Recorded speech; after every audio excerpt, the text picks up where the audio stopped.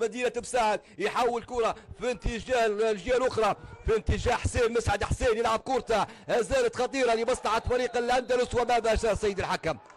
سيدي الحكم يعطي ركلة للمشاهدين متابعينا الكرام عبر ليبيا الرياضية. هذه كرة حسين مسعد أو اللاعب رقم 11 هو السعدي سلامة، بعد عرق العقوري ولا لا؟ اللي معاك هو بوراوي ولكن الكرة تصبح خارج الملعب. حد يلعب كرة باتجاه رؤوس المهاجمين، بوراوي ولا لا؟ هل تصل يا محمود بوراوي؟ يلعب كرة ولكن الكرة مرت. صلاح ابراهيم في اتجاه السعدي سلامة، التروني في الكرة الأخيرة. السعدي سلامة اتجاه، لكن تعود من دفاعات فريق الأندلسي ولكن أقرب إلى السعدي سلامة.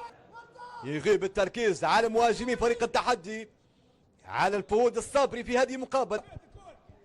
هذه كرة السعدي سلامة، السعدي لتعود من جديد لمصلحة فريق التسعة، لكن تلمس بمحمد بوراوي لتصبح رمية تماس للسعدي سلامة.